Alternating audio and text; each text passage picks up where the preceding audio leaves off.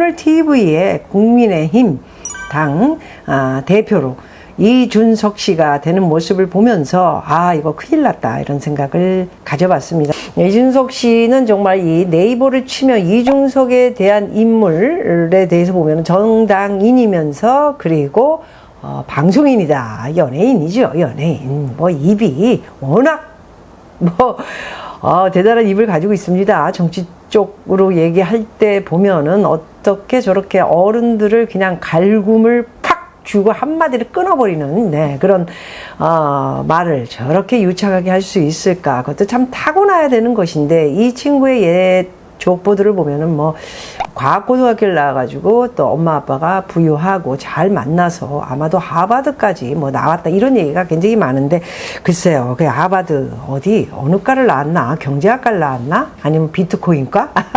정치 논객이라고 할 거예요? 아니면 패널? 논평까지는 좀 아닌 것 같고요. 너무 어린 나이이기 때문에 논평하기에는 조금 위치가 그렇고, 그런데 이제는 당대표까지 됐으니까, 당대표에서 얼마나 하고 내려올지는 모르겠지만, 그 다음부터는 이제 논평, 논객, 먹고 살 일이 되게 많네요, 우리 이준석 씨는. 그만큼 말이 정말 펀치가 대단히 좋은 친구다 보니까, 이게 또 당대표가 되고도 남긴 이 이야기, 당대표로서 이야기한 거, 비빔밥을 생각해 보시면 될 것 같다. 이렇게 건방진 이야기를 했다고 볼 수도 있고, 아니면 비벼서 이것저것 막 쓸어 모아서 어쨌든 대권이 누가 되든 이렇게 대통령을 만드는데 자기가 일조를 하겠다 이런 내용이고, 공존이라는 말을 좀 썼고요.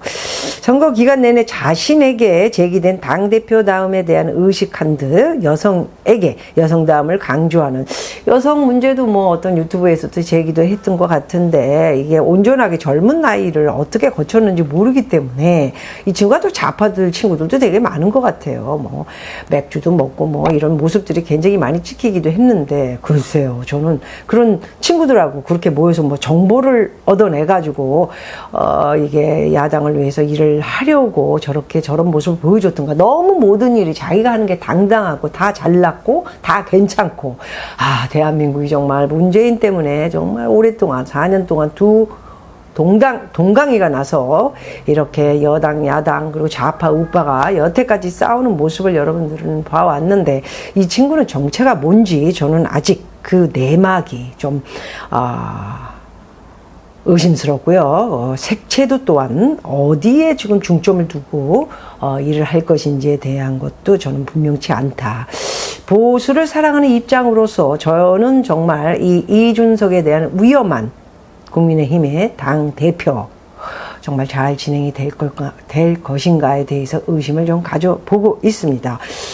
어떻게 잘못돼서 정말 국민의힘 보수가 해체돼서 없어지는 이런 결과를 가져오게 된다면, 당신 이준석 당 대표는 아마도 이 열렬한 30%가 넘는 당 대표 중도까지 거스린다면 40%가 굉장히 많은 사람들이 질책을 할 것이라는 것을 명심해야 된다는 것을 제 유튜브에서 말씀드리고 싶습니다. 이준석 당 대표가 된 이 친구, 이거 정말 위험한 발상이라고 생각합니다.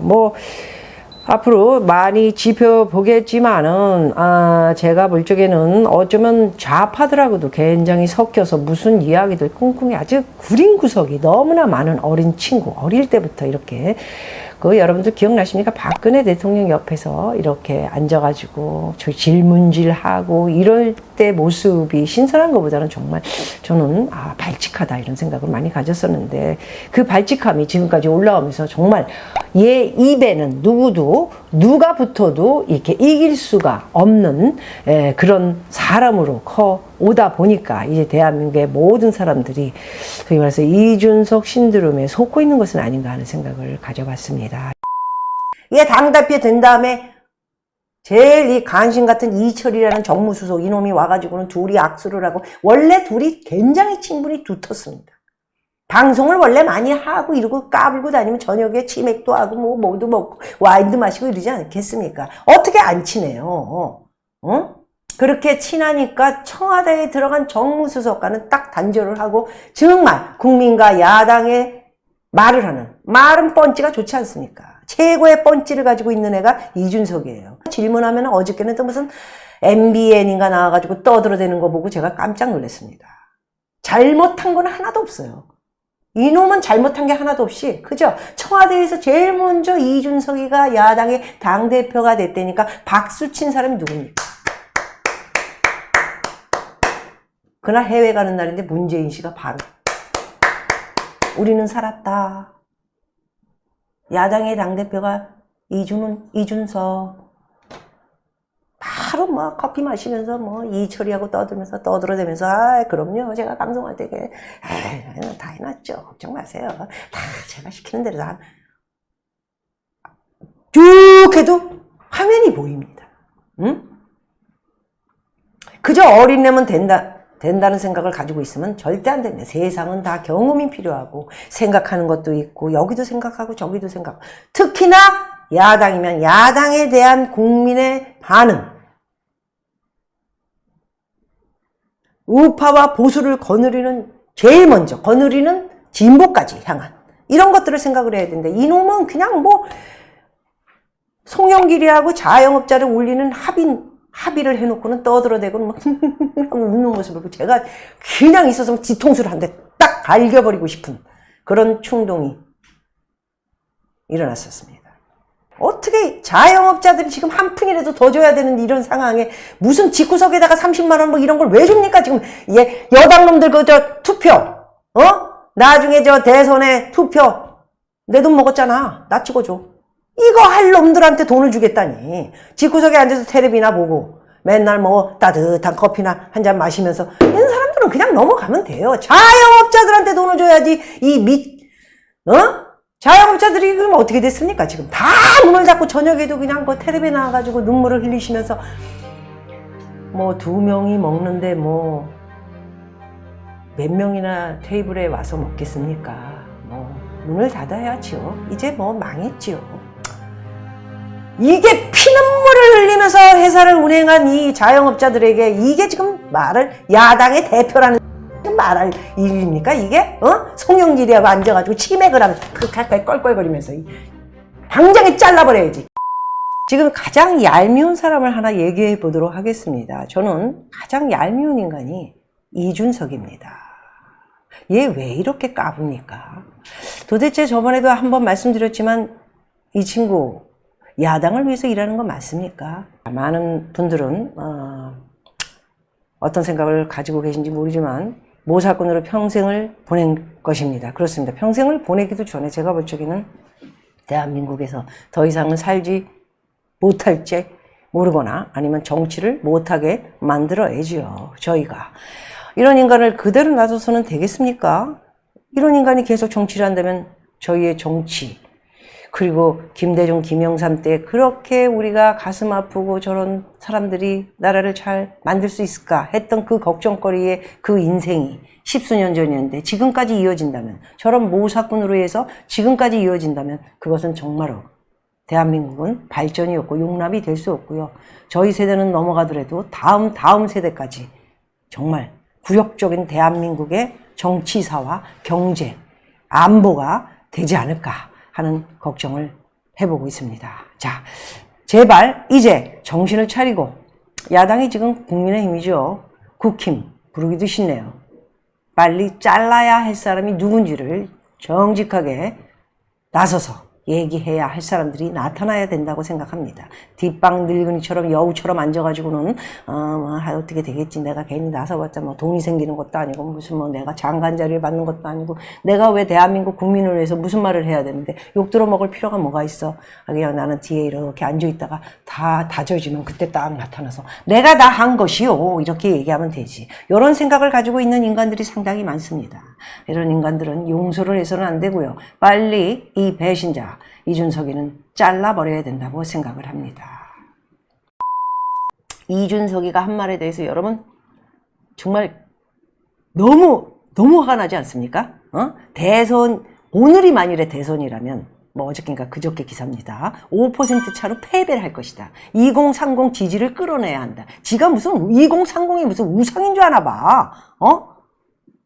이 어린애를 어떻게 해야 됩니까 도대체?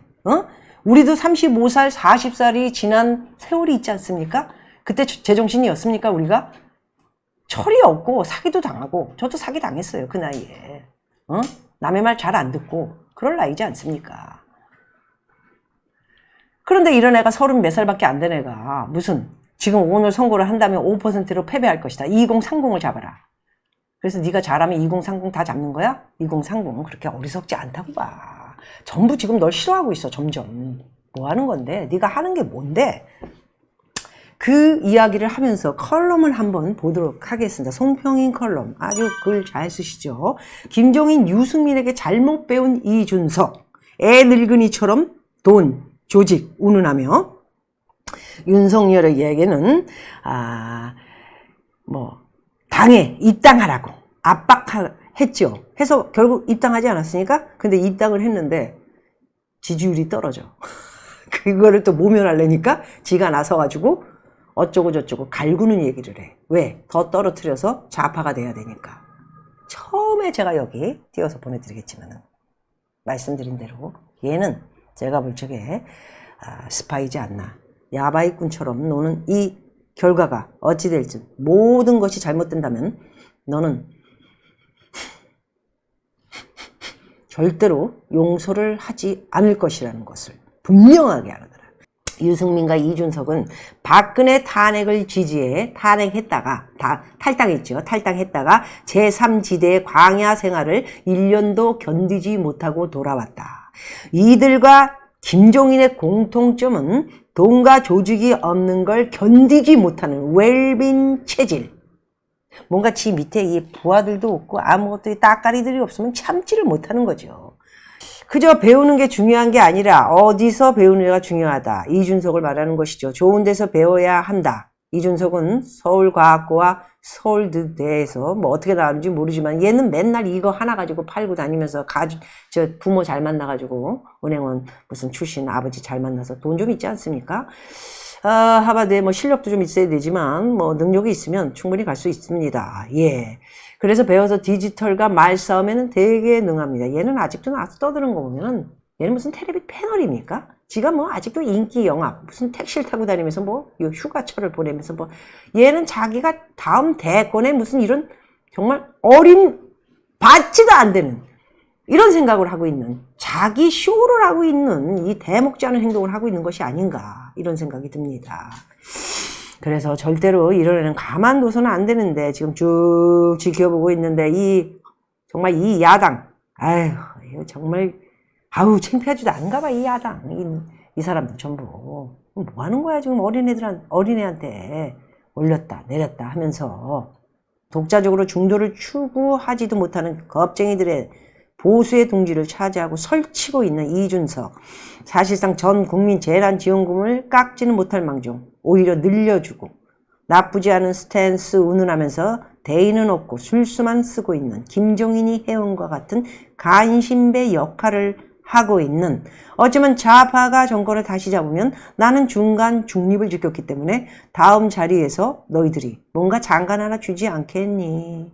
젊은 장관 이준석 이렇게 행동을 하고 있는 것이죠. 김종인의 애기 정치인이니까 지금 그런 행동을 하고 있다. 이렇게 얘기를 쓴 것으로 저는 분석을 하고 싶습니다. 김종인류는 탕류. 탕류는 먹지 말아야 돼. 머리 아파. 탕류는 서로 다른 두 물이 합류 지점에서 선명한 선을 그으며 따로 그러나 같이 흐르는 장엄한 모습을 알지 못하듯이 그 모습은 새의 시선으로 보이지 지렁이의 시선으로 보이지는 않는다. 그래서 모든 걸 흐리게 만드는 것이죠. 그렇게 보수의 정체성을 흐리고 남로당식 진보의 정책에 중도의 베일을 씌운다. 정말 대단히 구구절절 대단한 글이라 이렇게 생각합니다. 흙탕물 속에서도 살아남는 이준석 같은 애가 김종인 할아버지이기도 하고요.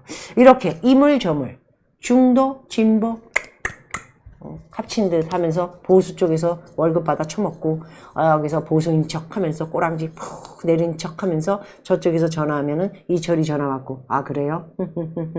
제가 아, 형님, 그래요. 제가 잘할게요. 걱정 마세요. 제가 뭐 여기 있어봤자 얼마나 있겠어요. 지금 뭐 얘기가 뭐 여기저기 뭐 이렇게 갈라져 있는데, 제가 이제 조금 하고 그만둬야죠. 이러고 있는 정말 탕류 같은 지렁이보다도 못한 그런 놈이 지금 야당에서 보수를 다 없애버리려고 하는 행동을 보이고 있는 것입니다.